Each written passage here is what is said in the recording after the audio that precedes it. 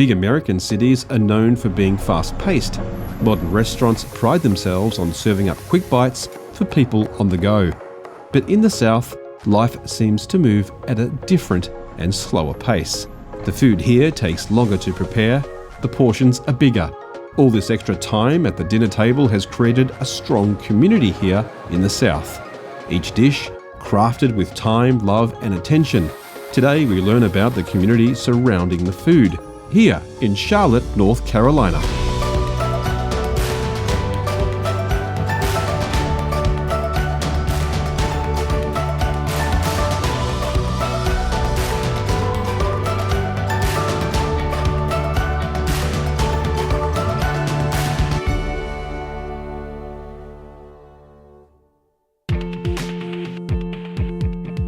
Today we hit the tracks on the Charlotte Speedway. You are a race car driver, right? Yes, I am. I race in the truck series with DGR Crosley. We stopped for breakfast at a James Beard nominated restaurant. I won't talk too bad about Northerners today, but Southern folks know how to cook grits. Chef Paul cooks up an unconventional dish. That's popping in my mouth. Yeah, Pop Rocks. So strawberry flavored Pop Rocks. That is so insane. And we try some Southern classics in a renovated auto repair shop.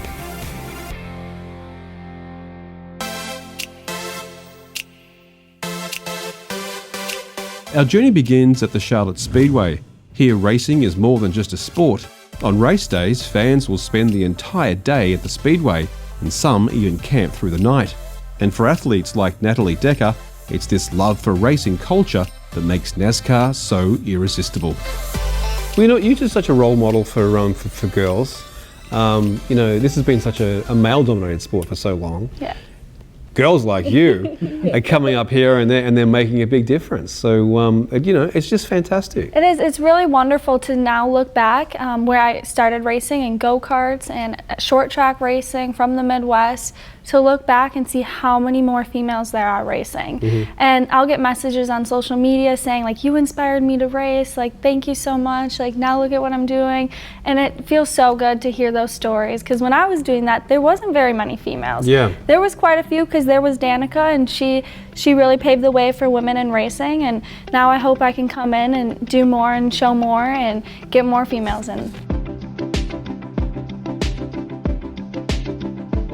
So the funny thing is, you and your brother kind of switched roles. He was kind of like a race car driver, and you were kind of doing the pretty stuff, like dancing and stuff. Yeah, so my brother raced snowmobiles with my dad a lot, and he was so good at it, loved it, and he was wonderful at racing. And then I was in dance and plays and did all sorts of different things like that, a lot of girly things. Yep.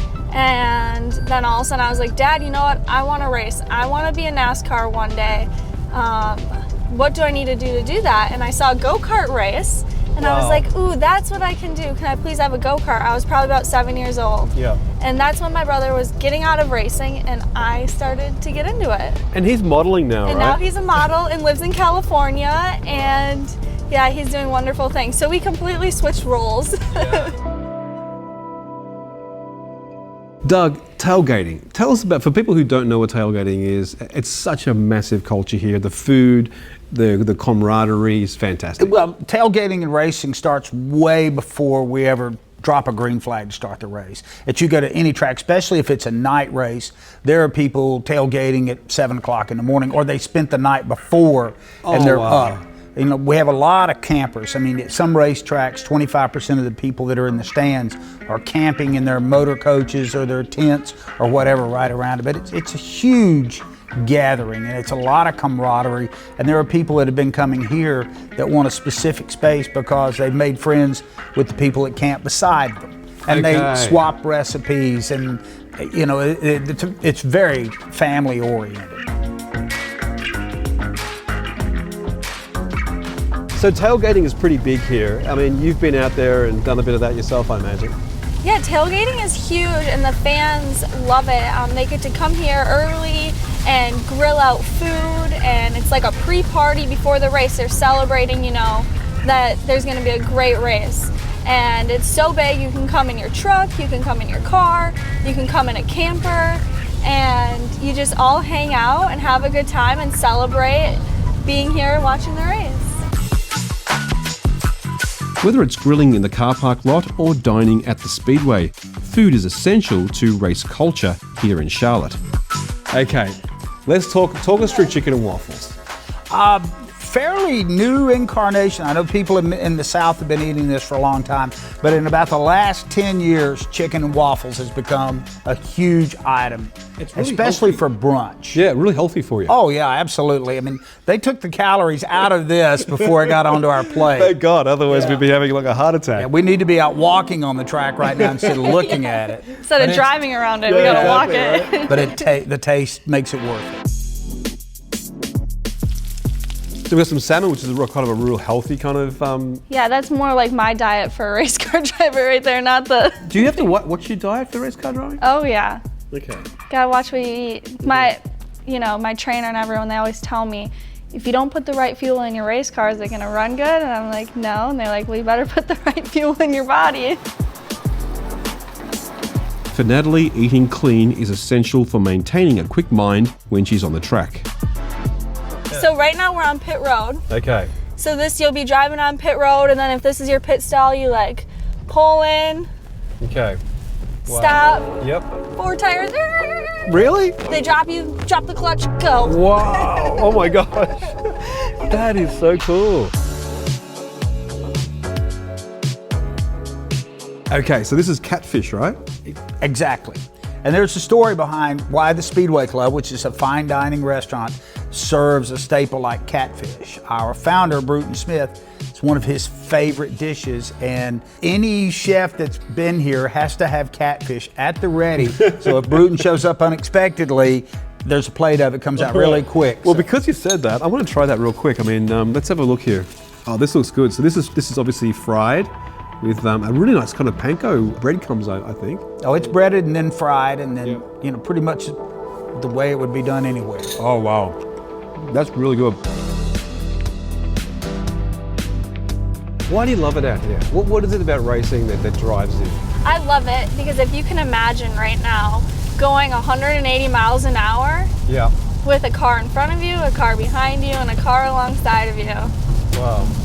and trying to go, as fast as you can and be And not your hit best, not hit them. Yeah. So it's just something I can't even explain of a feeling that I get, and any athlete, probably has that feeling of accomplishment and being proud of yourself and just wanting to get better and do better. Family food and a drive to always get better. That's the core of racing culture here in Charlotte.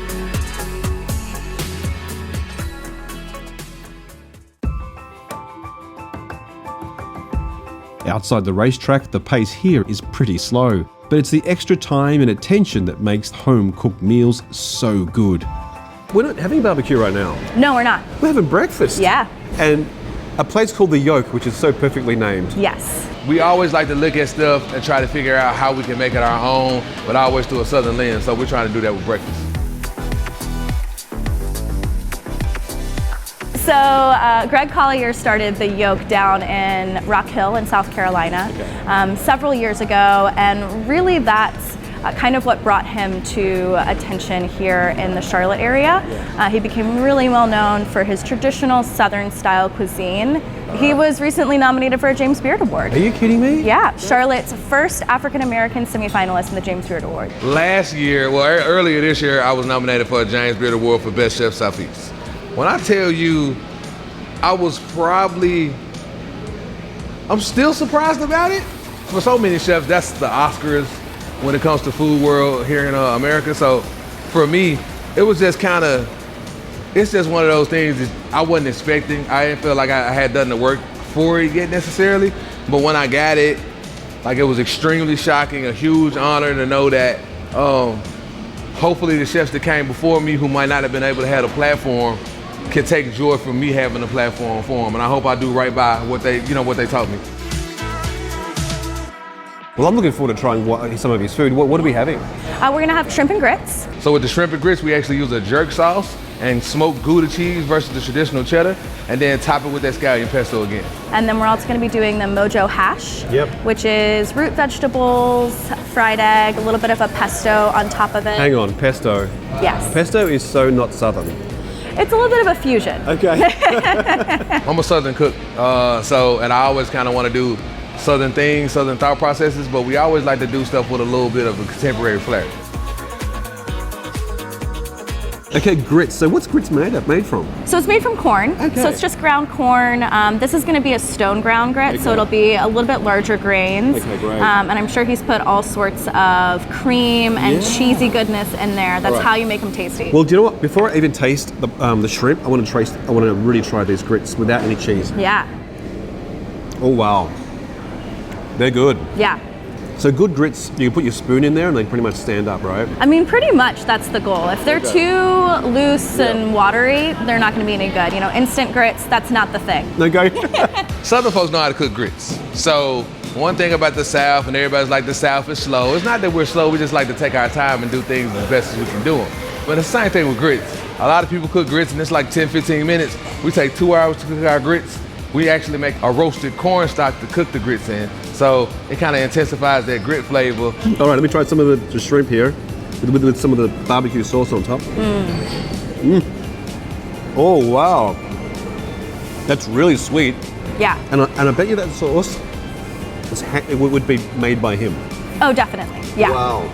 Yeah, so the kind of gravy sauce that goes on top, I think every chef has their own particular way of doing it. They'll all be a little different, but really that intense flavor that really kind of pulls the whole dish together. That's good. Yeah. I can see why people eat this. Oh, yeah. This sort of dish is not something I'm used to having for breakfast, but this modern take on Southern classic is a delightful way to start the day. So this is going to be a mix of root vegetables along with brisket, wonderful sauce going on there, a little bit of a gravy. Nice. And then with the fried egg on top. Yep.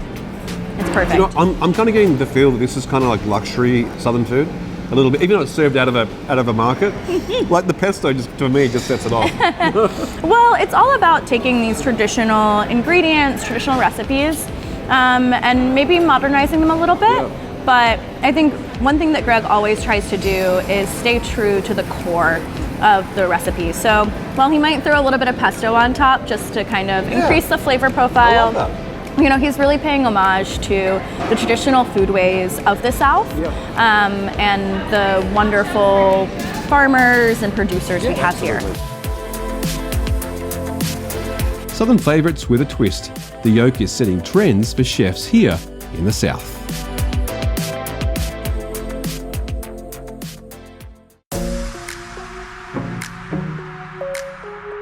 The Stanley is a new restaurant led by an inspiring chef. You won't find your typical Southern cooking here. Every meal on this menu is fun and unconventional. The Stanley, tell us about the Stanley. What was the concept here? I mean, it's different from your other restaurant. Slightly different. I mean, for me, food is all about the product. Yeah. It's all about the relationships with our farmers and the network of purveyors that we work with, and trying to procure and secure the best products we possibly can. Yeah. It's really easy to make good food when you have great products. Absolutely. So today we're going to be learning something from you today, which thank you so much. Yep. What are you going to teach us? We're going to be making some foie gras. Great. And we just got the first strawberries in season. So we're going to have strawberries a couple of different ways on the plate with it. Yeah. And some... That's a real mix, strawberries and foie gras. I love it. Pretty quickly you learn that Chef Paul doesn't play by the rules. There really isn't any ingredients that's totally off limits. We like to have fun. Okay. So I'm not going to tell you what this is. I just want to watch the expression on your face. Okay. Ooh. Oh. That's popping in my mouth. Yeah, Pop Rocks. So strawberry flavored Pop Rocks. That is so insane. Are you going to put that in the foie gras? Yeah, we're going to just sprinkle a little bit on top. You are crazy. We like to have fun. That is so cool.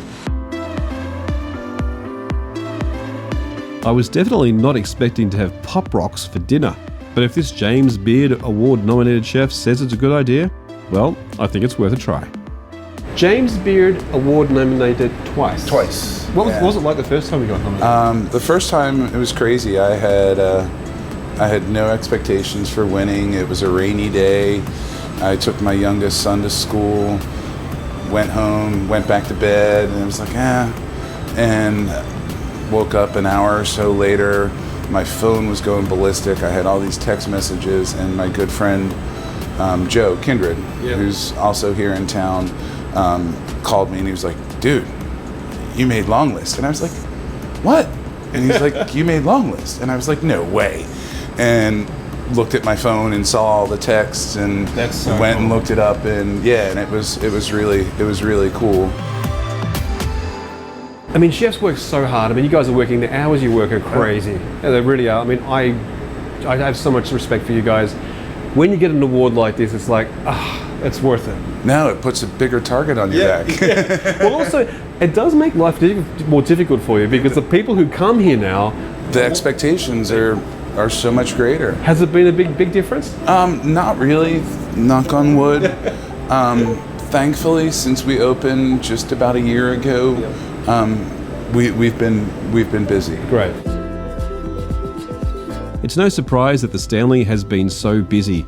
This ever-changing localized menu keeps customers coming back.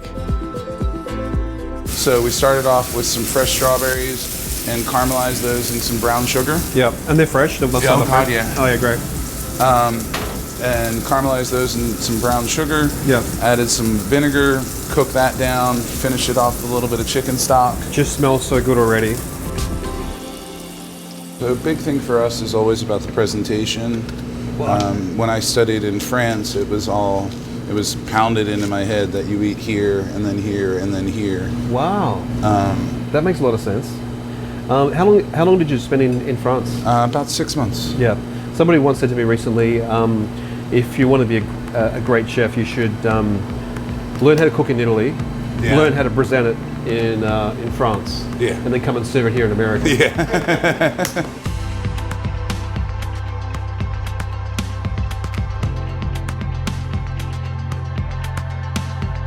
Interesting combination for foie. We just started playing with this. I really like it. It's a white chocolate. Wow. I mean, it works really well because, I mean, the whole essence of the creamy consistency and texture of foie gras, which is basically duck's fat, in amongst your strawberries, which gives it a more of a fruity tang, and then putting on obviously some chocolate with that, I think that would work beautifully. Obviously, visuals first. Yep. Smell it. Yep. That smells really sweet. And then we're going to hit into there. I'm going to go right in the core here, okay? I'm going to add on some of that Yeah, take some of the white chocolate. It really makes a difference. Oh. Wow. There's so much going. I have so many different flavors going on there. I don't know where to go. That is such a great looking dish, such a great smelling dish, and most importantly, a great tasting dish. Absolutely. Unconventional and unforgettable, the Stanley is redefining Southern hospitality.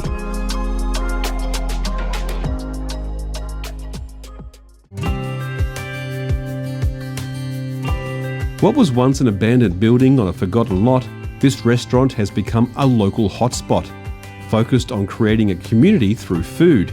Chef Lou is cooking up an old Southern favourite.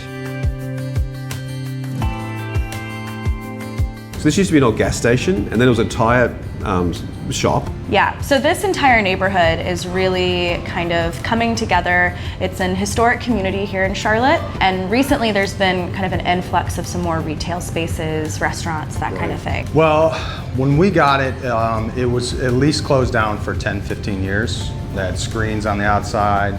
There was a house that sat over here to the right that is now our parking lot. There was nothing that you would want to hang out in, that's for sure.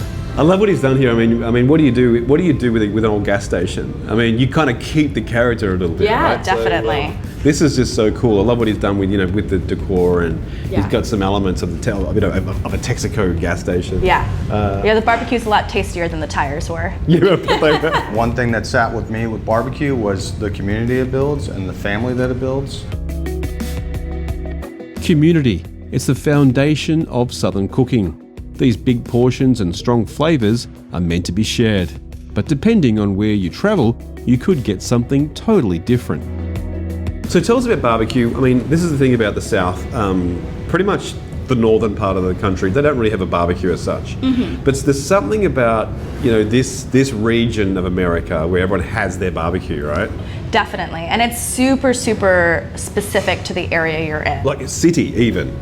I mean, regionally in the state, definitely. Yeah. So, Eastern North Carolina is different from Western North Carolina. Here they kind of have a fusion. So you've got the pork, which is very North Carolina, but they've got the Alabama chicken, they've got the Memphis style ribs, they've got the brisket. We don't do anything fancy. It's just salt and pepper, 10, 12 hour smoke. But we do a dry rub on our ribs. We do brisket, which is more of a Texas item. Sausages on Saturday, a Texas item. Okay, so what is the pork? I mean, what makes it different from other people's pork? I think North Carolina has, for a long time, been the heart of the country's pork production. Yeah. And so there's a real celebration of that in the barbecue history and the traditions in this area. The barbecue sauce they use is a little bit more vinegar based than maybe some of the sweeter tomato sauces you might be familiar with. Here comes some food. Yum. Having burgers? No, that's pulled pork. This is pulled pork. Okay, look at that. So for Gary and Caroline, what I wanted to make is just our pork sandwich. Now that is something else. Look at that. Absolutely. Those homemade pickles on top. Yep. A little bit of coleslaw. And this is a Carolina pork, right? Oh yeah, definitely. Pulled pork, chopped. Yep. A little bit of a vinegar-based coleslaw, so it's not gonna be that creamy mayonnaise. Homemade pickles. Of course. This is how to do it. We smoke the whole shoulders, and we literally just pull off of it all day long and just chop. I put a little bit of pickle on there because we do make house-made pickles, but generally it just comes with the red slaw, which is a Lexington style slaw. So it's nice and finely chopped, a vinegar base. We put it on a very simple bun, nothing artesian or local or this. When you're sitting in your backyard, that's what you're gonna eat. There's nothing too fancy about this place. The old recipes and techniques are able to speak for themselves. Okay, look at that. That looks really good. There's a lot of meat on there. He's certainly not, he's being generous, right? Yeah, you can't be stingy with the meat. Okay. Okay, the pickles obviously are really great. Add a crunch and also a real zest to the whole thing. Yeah, that and the coleslaw. And the coleslaw on top as well, yeah. And I see what you mean by the vinegar. It's not sweet at all. But the meat is allowed to do its thing and taste like meat. Yeah. Yeah, and I do love that it's a little scarred on the outside, which I really love that. Yeah. And you know what? If you eat that, you're not going hungry for the whole day. Definitely not. Especially because you got sides too. I know, right? Let's try some of this pork crackling. Oh, just like Christmas. On Christmas Day in Australia, we have pork. We eat pork a lot. Oh, cool. And that's exactly like I remember tasting. Yeah. It. And there's so much of it too, which is so good. And here we go, the macaroni. Obviously, that's pretty much going to taste like macaroni, I imagine. I don't know. Oh yeah, there's almost a mustardy taste on that. Just so cool. Yeah. And obviously, in a meal like this, you do need a salad of some sort. So there's some tomato and there's some. It's a classic Southern salad, Southern vegetable. Very little nutritional value. It's the care and attention to detail that makes Southern cuisine here in Charlotte so good. It's no wonder why such strong community is built around the dinner table. Thanks for coming on the journey with us. Join us next time as we continue our tasting tour throughout America.